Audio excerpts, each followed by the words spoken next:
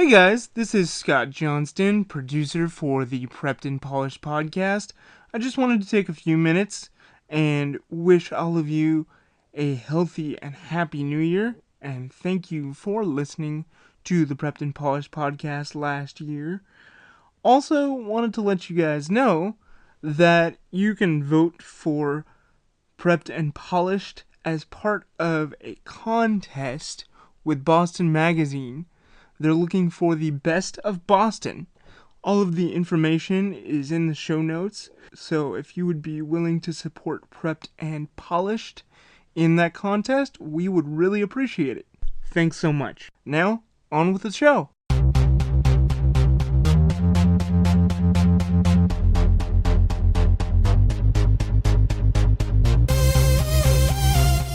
Welcome to the Prepped and Polished podcast, the podcast that empowers you to take control of your education, featuring weekly interviews with influencers in the world of education, as well as tutoring tips, lessons, and updates. And now, here's your host, Alexis Avila.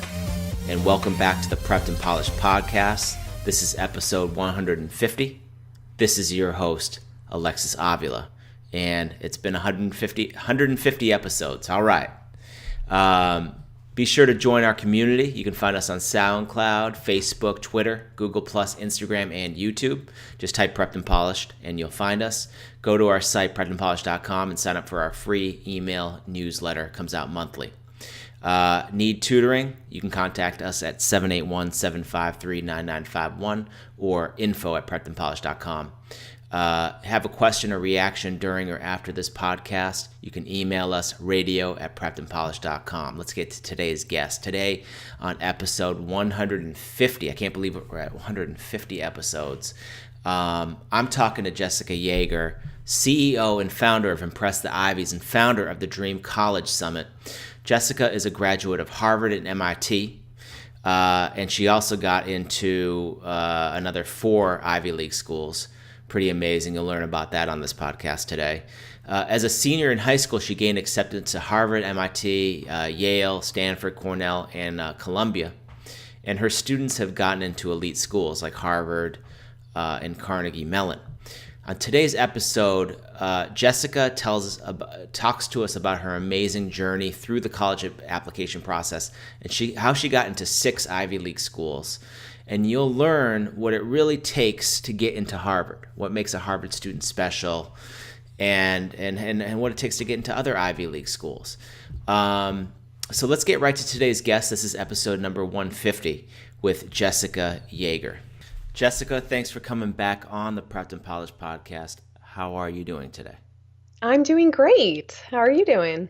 Doing pretty well. Can you remind our audience of your background and how you paved a career as a nationally known college coach? Absolutely.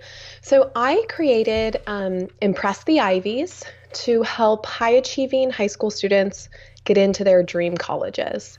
And this year I actually hosted the very first Dream College Summit, which of course you were on, and it was just a really great event to hear about all things college applications.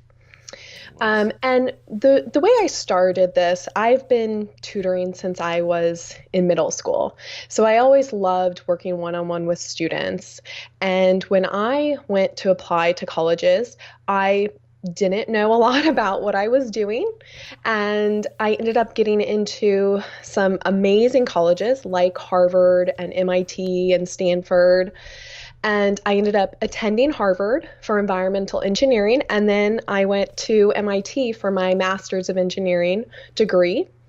And a few years ago, I, was really looking at all the information out there for college admissions, and I felt like there's a lot of, uninformed people out there about what it takes to get into schools like Harvard and Stanford and MIT.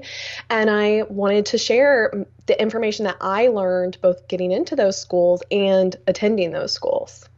Definitely. And when did you aspire to want to get into an Ivy League school? Were you groomed early to want to get in? Not at all. It's pretty funny, actually. I remember the first time the thought even sort of entered my head. I was in eighth grade, and my basketball coach and his daughter were talking, and they were saying, "Oh, the daughter said Jessica's going to go to Harvard." And I was like, "Huh?" And her dad was like, "No, she's going to go to MIT." And that idea had never even crossed my mind before that. And when I was in high school, in fact, none of the people who graduated ahead of me while I was there had gone to Ivy League schools. So it wasn't Oh, wow. something that I had been thinking about and planning for. But I did things that really allowed me to put together an amazing application. And I did them because I wanted to do them. I did them because I loved doing them. And that really helped me stand out. Wow, that's amazing. Learn to love to do your college applications. Mm-hmm. Yeah. So you got into 6 Ivy League schools, is that correct? Yes, depends how you define Ivy, but yeah. Okay. Which ones did you get into? So I got into Harvard, Yale, Cornell, Columbia, the official Ivy League, and then I also got into Stanford and MIT, which most people would put right up there. And I also got into Northwestern and Wash U in St. Louis. Okay. So which Ivy League schools rejected you? The one school that rejected me was Princeton. Princeton. And it was interesting because, I didn't really have a good reason to apply to Princeton. The only reason I applied was because they had a really good financial aid program, which, has only gotten better over the years. But they had these short answer questions, right? Instead of my personal statement that I spent months on, I had these 4 short answers that I probably did the day before I sent them in. And lo and behold, I did not get in there. So Oh, yeah, well. that was my Princeton experience. Okay. So now tell us about some of the amazing classmates that you had at Harvard. What were their backgrounds? What did they accomplish? What did they have accomplished to get them where they got to Harvard? Right. I mean, I always tell people the biggest thing I got from Harvard, the most important reason I think to go there are the other students by far. I mean, my friends from Harvard are just doing incredible things. I have a friend who is a stand-up comedian. And he's been on Conan, he's been on Last Comic Standing, he's been on Craig Ferguson. And it's funny because he was on the Lampoon at school, but I mean, he was pretty shy and definitely not performing when we were in college. But now I see just how hard he works, how many hours he puts into this thing that he loves. And it's really that drive that I found with the students that I went to college with. There's just, if they want something, they do everything they can to get there. And, I have another friend who she actually won a silver medal at the Beijing Olympics. She was a foil fencer and she fenced for Harvard. She won NCAA's, I want to say 2 years. And, that was her. She had been doing that since she was in middle school. So that was a huge sort of X factor she brought to her application and then continued on at Harvard and beyond. That's really important to hear that from you because, that stereotype of just, privileged, Caucasian, a male, Right. Rower or something. Right. It's not necessarily the case. There's something a little bit deeper than that. That's a common Absolutely. trait of getting into these schools. So, that's amazing. So for a student who wants to get into an Ivy League school, what piece of advice do you have for him or her?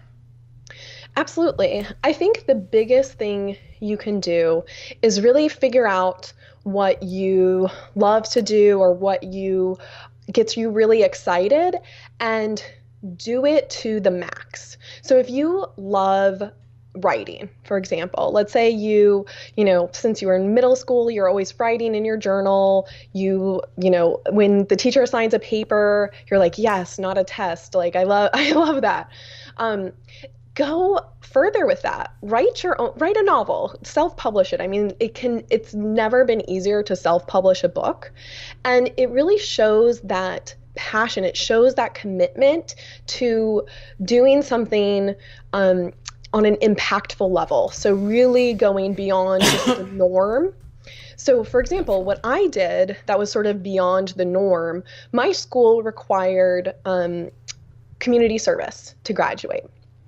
And most of the students just, went to a local soup kitchen or a local nonprofit and volunteered their hours, and they were done. That was their community service. Punched in and out. You punched in and out, exactly. And that's fine to get by, right? That's all that was needed. Right. But that didn't really speak to me. I didn't really feel inspired by that. So I decided with a friend of mine that we wanted to do something a little more. So we created a resource fair for foster families. And we partnered with a nonprofit that served foster families and worked with them to create this weekend-long resource fair and invited all of these different companies that can serve and do serve foster families and invited foster families. And to be perfectly honest, in some ways, it wasn't very successful. We maybe had 2 foster families attend, right? Even though we did all of this marketing and all of these things.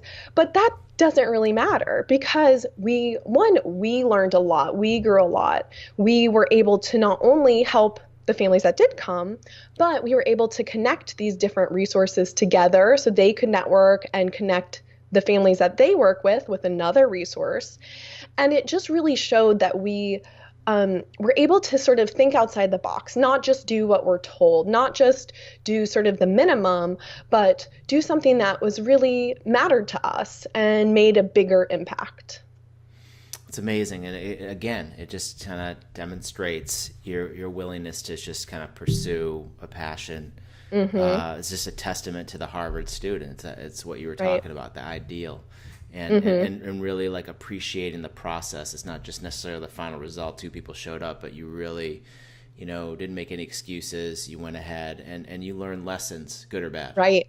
That's absolutely. Amazing. So is there a difference in the college application approach for one who wants to get into, say, a Brown versus a Harvard? So I think the approach itself isn't different, but how you sort of execute it is. Okay. So it's really important for these elite schools. They really, really care about their yield, which means all the students they accept, they want as many as possible to say yes and come to that school. So if they don't think that you are going to come there, even if you get in, you might get waitlisted. Even if you are a stellar student. And that can be really disappointed and really disheartening because you think, I applied to Brown, for example, and, I have all of these great things going for me and I got waitlisted.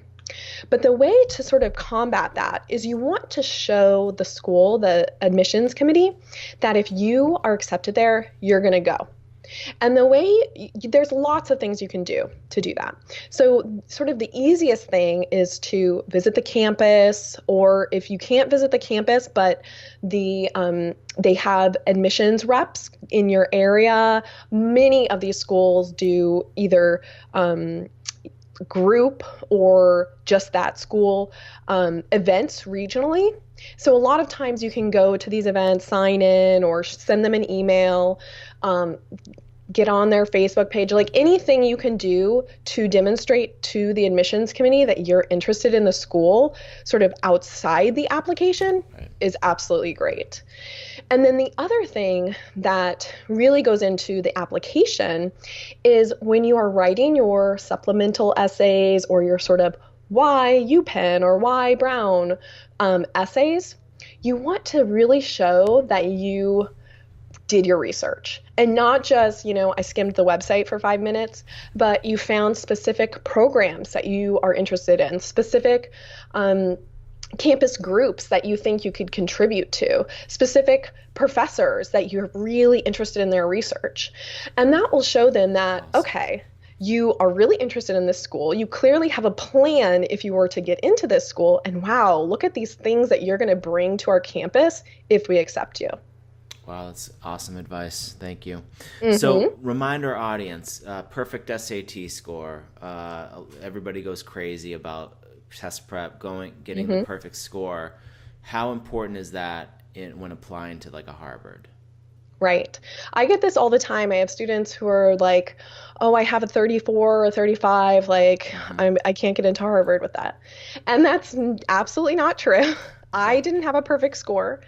And the thing you need to remember is once you get to a 32, 33, up in that realm, or for the SAT, once you're getting to, 1450, 1500, the change in the test score, so to bump that up a few points is going to be really, really hard. It's going to take a lot of hours. And you need to think about, well, could I spend that time doing something else that's going to make me stand out? Because I'll tell you, a 35 compared to a 33, that's not going to make you stand out. There's always going to be people who have a little bit better test scores, a little bit better grades than you. That's not how they make these decisions. Right. Once you are sort of past that threshold where they believe that you can really excel at a place like Harvard, they're looking for those unique students that are going to create this student body that they want, that are going to impact their community positively, and then are going to go on and impact the world positively. Amazing tips. Wow. Now, what are a few good schools to consider when Ivy League is not an option? Like any that come to your mind personally? Absolutely. I mean, there are tons of good schools besides Ivy Leagues, for sure. And honestly, I think it just really, really depends on the program you want to pursue. So the most important thing is to think about, there's a few really important things, is to think about what you want to study and do after college. So for example, let's say you really want to work at an oil company after college. Well, the truth is Harvard might not be a good place for you. Because you want to go to a school that, one, has programs that are specific to that industry, and two, where the companies in that industry recruit from. So you might be better off going to a school in Texas, for example, because you're going to get a lot more recruitment there. So it's really key to look at what you want to do after college and see what makes sense from that. Another really important thing is financial aid. So let's say you're going to go to med school or you're going to go to law school. Well, you're going to have a lot of loans from med school and law school, right?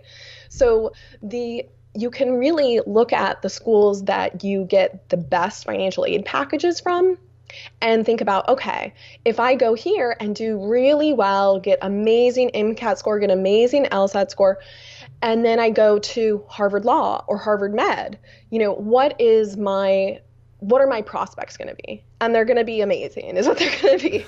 So, it's important to really factor in that financial aid as well. It can make a huge difference on the rest of your life, right? Absolutely. Perfect. Now, tell us about the Dream School Summit that you just finished. What is offered and how can we access it? Absolutely. Absolutely. So I interviewed 14 experts on all things college admissions, the essays, the holistic college admissions, studying, alumni interviews. everything. And so, in addition to all of those video interviews and audio, we have a bunch of really generous discounts and bonuses from our speakers for this fall. And that can be accessed if you just go to dreamcollegesummit.com. Sweet. And how can we best get in touch with you? Absolutely. So you can get in touch with me by going to impresstheivies.com, and my email's on there. You can sign up for the newsletter and get some, great freebies for me, including the ultimate guide to the Common App, which I know it's application season, so that can be really helpful. And that's the best way. And any advice for any teens listening to us today? Yeah, I know I'm pretty sure this was my advice last time, but I really think it's so important to recognize that, as the saying goes, you are a reflection of the 5 people you spend the most time with. So if you have friends who are really pushing themselves, who are driven, like I was saying, my favorite thing from Harvard are really the people I met. If you are surrounding yourself with people who care about school, who want to get into their dream college, who want to do great things, it's going to help you so much in achieving what you want to achieve. Whereas if you have negative people surrounding you, if you have people who don't care about school, who, think that's, who just aren't encouraging, it's going to be really hard for you to embrace what you want to do and excel at school and do all those things that you absolutely can. So that's just so important to recognize who you're spending your time with and make sure that they're people who encourage you and not people who are negative. Terrific. Well, Jessica, thanks for coming back on the show, and I know we'll see you again. Appreciate your time. Absolutely. Thanks. And this wraps up our show today. This was episode number 150 with Jessica Yeager of Impress the Ivies and Dream College Summit. Episode 151 is coming soon, our next tutoring tips episode. And for another related conversation, make sure to go back to podcast episode number 90 with Elizabeth Dankosky.